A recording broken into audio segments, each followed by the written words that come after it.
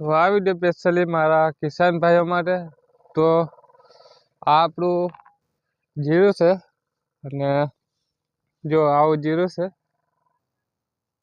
આખા ખેતરમાં એક હરકું અને કંઈ પારું નહીં કે જાડું નહીં. તો આ ખેતર 8 વીઘાનું છે.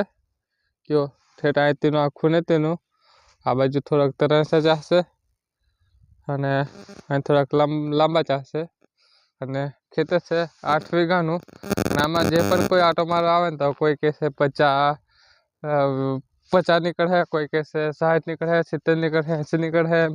એટલે આજુબાજુવાળા ગમે તે છે ત્યાં આમ આટો મારવા કેમ આવે એટલે બધા એમનું પોતપોતાના દિમાગનું બધા કહે છે આટલું થશે એમ.